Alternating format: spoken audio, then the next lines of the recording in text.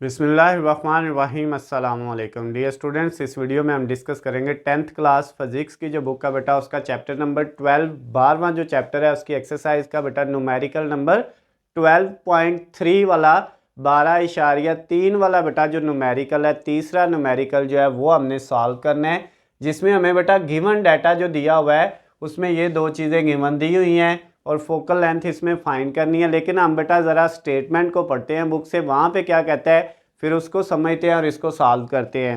Statement बेटा book में लिखता है an object and its image in a concave mirror are the same height. कहता है ऑब्जेक्ट और उसकी जो इमेज बननी है, जिस्म और जो उसकी इमेज बननी है, उन दोनों की हाइट क्या है बेटा, सेम है। तो ये एच ओ जो है वो हाइट ऑफ ऑब्जेक्ट जिस्म की हाइट और एच आई इमेज की हाइट ऊंचाई जो है वो दोनों क्या है बेटा, बराबर हैं। उसके बाद क्या कहता है when the object 20 centimetre from the concave mirror, जबकि जो इमेज है जो जिस्म है वो मिरर से कितने फासले पे पड़ा हुआ है, 20 सेंटीमीटर के। यानी बेटा अगर हमारे पास ये एक मिरर है और ये जिस्म इस मिरर से कितने फासले पे पड़ा हुआ है, 20 सेंटीमीटर दूर इससे एक जिस्म पड़ा हुआ है, ये एक ऑब्जेक्ट है। क्लियर होगी बात बेटा। और कहता है इधर जो इसकी बननी है क्या बेटा, इमेज बननी है, उसका फासला नहीं बताया हुआ, लेकिन इसकी हाइट जो है वो इसकी हाइट के बराबर है। इस ऑब्जेक्ट की हाइट और ये इधर जो इमेज बननी है मिरर के दूसरी साइड पे, उसकी हाइट बेटा दोनों क्या है, बराबर है। इमेज जो है, ये ऑब्जेक्ट जो है, ये इस लेंथ से कितने फासले पे पड़ा हुआ है, 20 सेंटीमीटर के फासले पे पड़ा हुआ है ये जिस्म है, ये उसने बताया बेटा। और कहता क्या है, हमने फाइंड क्या करना है, फाइंड करना है what is the focal length of the mirror.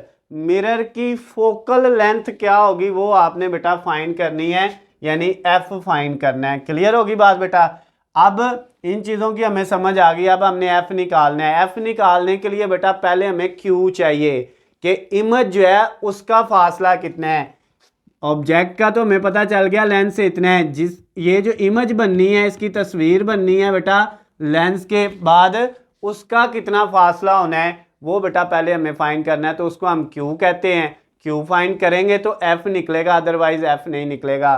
तो बेटा लास्ट वाला जो इससे प्रीवियस जो है आपका न्यूमेरिकल था 12.2, उसमें हमने फार्मूला पढ़ा था height of image over height of object is equal to क्या है बेटा, वो होता है क्यू ओवर पी के। ये फार्मूला बेटा, इस फार्मूले को हम यूज करेंगे।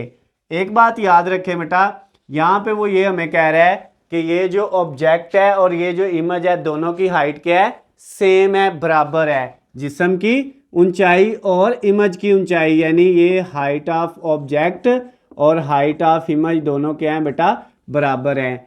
अगर ये वाली वैल्यू जो है ये इधर मल्टीप्लाई हो रही है, इधर आके क्या हो जाए बेटा, या ये वाली जो वैल्यू है एच ओ, ये इधर जाके बेटा इसके नीचे इधर मल्टीप्लाई हो रही है, उधर जाके डिवाइड हो जाए, एच आई के नीचे आ जाए H O height of object, तो इधर कुछ नहीं बचेगा। जहाँ पे कुछ नहीं होता वहाँ पे क्या होता है, 1।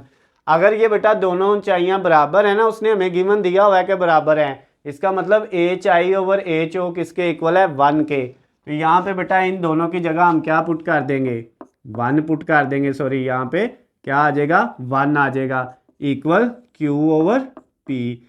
अब ये पी बेटा इधर डिवाइड हो रहा है, 1 से आके मल्टीप्लाई होगा, पी को 1 से मल्टीप्लाई करेंगे तो पी रह जाएगा और इक्वल किसके आ जाएगा, क्यू के। इसका मतलब ये हुआ कि क्यू किसके इक्वल आ गया है, पी के। क्यू की वैल्यू बेटा क्या है, पी है। तो इसका मतलब पी की वैल्यू जितनी थी उतनी ही क्यू की वैल्यू होनी है। तो पी की जगह था 20, तो क्यू की जगह बेटा फिर क्यू इक्वल क्यू है, तो क्यू की वैल्यू भी कितनी आ गई, 20 सेंटीमीटर। ये बेटा आपके पास क्यू भी निकल आया है। क्लियर होगी बात। अब हमने बेटा फार्मूला लगाना है फोकल लेंथ के लिए, जो कि हमारे पास क्या होता है बेटा, 1 over F equal 1 over P plus 1 over Q. ये फार्मूला था बेटा, इसमें आप वैल्यू पुट करेंगे, 1 ओवर एफ ऐसे ही, 1 ओवर पी 20 है, प्लस 1 ओवर क्यू वो भी कितने 20 है, क्योंकि दोनों बराबर थे। अब बेटा 1/f इज़ इक्वल टू, ये बेटा इन दोनों का एलसीएम ले लेंगे तो 20 आएगा, और ये बेटा आपके पास ऊपर 1 + 1 हो जाएगा, ऐसे ही नीचे वाली सेम हो तो 1 आ जाती है, नीचे ऊपर वाली वैसे ही जो है वो प्लस हो जाएंगी। 1/f is equal to 1 + 1 2 divided by 20। अब बेटा इसको 2 से करेंगे 1, इसको 2 से करेंगे तो 10, तो 1/f जो है वो किसके इक्वल आ गया, 1/10 के इक्वल आ गया। अब इसकी क्रॉस मल्टीप्लिकेशन करेंगे, f इधर जाके मल्टीप्लाई हो जाएगा और ये 10 इधर आके 1 से मल्टीप्लाई हो जाएगा 10। तो इसका मतलब जो आपकी बेटा फोकल लेंथ आई है वो कितनी आई है, 10, और फोकल लेंथ का यूनिट भी क्या होगा, सेंटीमीटर ही होगा। तो आपकी बेटा जो फोकल लेंथ उसने कहा था फाइंड करें, वो फाइंड हो गई है, वो कितनी आ गई है, 10 सेंटीमीटर। तो इसके साथ ही आपका ये जो न्यूमेरिकल नंबर 12.3 थर्ड वाला न्यूमेरिकल जो था बेटा आपका 10th क्लास फिजिक्स की बुक का चैप्टर नंबर 12 का वो कंप्लीट हो गया है। अगर बेटा इस न्यूमेरिकल में आपको कोई भी मसला हो, किसी भी पॉइंट से समझ ना आई हो, तो नीचे स्क्रीन पे आपको मेरा नंबर नज़र आ रहा है, आप मुझे कॉल करके, मैसेज करके या कमेंट्स में मुझसे पूछ सकते हैं। उसके अलावा कोई और अगर आपको बेटा किसी भी चैप्टर का न्यूमेरिकल ना मिल रहा हो, या किसी न्यूमेरिकल की समझ ना आ रही हो, कोई वीडियो ना मिल रही हो आपको बेटा, या जो है आपकी जो मैथमेटिक्स की बुक है बेटा उसके किसी चैप्टर की कोई वीडियो ना मिल रही हो, तो फिर भी आप मुझसे पूछ सकते हैं। और अगर बेटा आपको वीडियो पसंद आती है तो इनको ज़्यादा से ज़्यादा लाइक और शेयर ज़रूर करना है, और बेटा चैनल को सब्सक्राइब कर लेना है ताकि आपको हमारी आने वाली तमाम नई वीडियो अपडेट बआसानी मिल सकें। अल्लाह हाफिज़, खुश रहे।